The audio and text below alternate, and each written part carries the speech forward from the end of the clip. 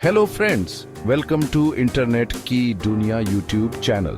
1991 के भारत के आर्थिक सुधारों की हमारी खोज में आपका स्वागत है, जो देश के इतिहास में एक महत्वपूर्ण क्षण है।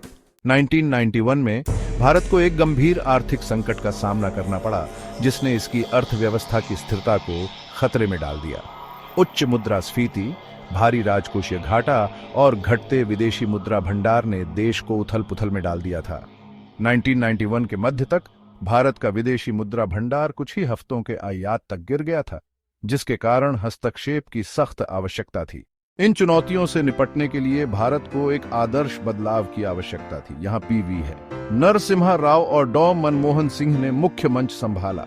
पीवी उस समय के प्रधानमंत्री नरसिम्हा राव समझ गए थे कि महत्वपूर्ण परिवर्तनों के बिना भारतीय अर्थव्यवस्था में सुधार नहीं हो सकता है।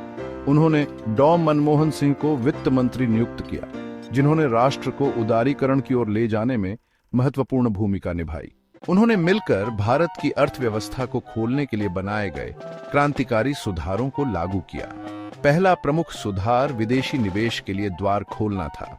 1991 से पहले भारत में एक संरक्षणवादी आर्थिक ढांचा था, जो विदेशी निवेश को सीमित करता था और प्रतिस्पर्धा को सीमित करता था। 1991 के सुधारों ने इन प्रतिबंधात्मक नीतियों को समाप्त कर दिया, जिससे विदेशी कंपनियों को भारत में निवेश करने की अनुमति मिली।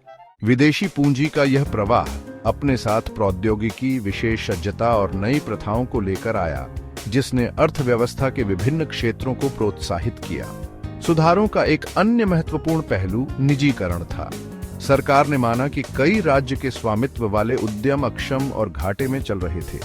नतीजतन उन्होंने कई सार्वजनिक स्वामित्व वाली कंपनियों के निजीकरण, निजी हाथों में नियंत्रण स्थानांतरित करने और प्रतिस्पर्धा को बढ़ावा देने की प्रक्रिया शुरू की। इन आर्थिक सुधारों का तत्काल प्रभाव गहरा था।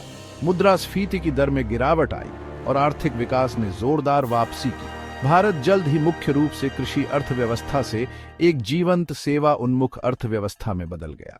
लंबे समय तक वैश्वीकरण के प्रभावों ने भारत के आर्थिक परिदृश्य को नया रूप देना शुरू कर दिया। उदारीकरण की नीतियों ने भारत के लिए वैश्विक अर्थव्यवस्था में एक प्रमुख खिलाड़ी के रूप में उभरने का मार्ग प्रशस्त किया। आईटी और सॉफ्टवेयर क्षेत्र फले फूले, जिससे भारत प्रौद्योगिकी सेवाओं का केंद्र बन गया। इस वृद्धि ने एक तेजी से बढ़ते मध्यम वर्ग का उदय भी किया, जिससे खपत के पैटर्न में बदलाव आया और घरेलू मांग को बढ़ावा मिला। हालांकि वैश्वीकरण कुछ क्षेत्रों में बढ़ती असमानता और नौकरी के विस्थापन सहित चुनौतियां भी लाया। इन चुनौतियों के बावजूद समग्र परिवर्तन उल्लेखनीय रहा है।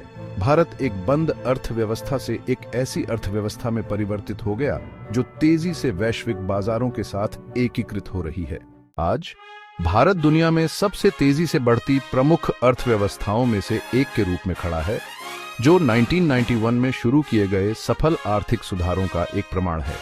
अंत में 1991 के सुधार भारत की आर्थिक यात्रा में एक महत्वपूर्ण मोड़ का प्रतिनिधित्व करते हैं। नरसिम्हा राव और मनमोहन सिंह के दूरदर्शी नेतृत्व के कारण भारत न केवल संकट से बाहर निकला, बल्कि सतत विकास और वैश्विक एकीकरण की नींव भी रखी। यह अवधि किसी राष्ट्र की अर्थव्यवस्था पर रणनीतिक नीति परिवर्तनों के शक्तिशाली प्रभावों को दर्शाती है। भारत में 1991 के महत्वपूर्ण आर्थिक सुधारों को समझने में हमारे साथ शामिल होने के लिए धन्यवाद।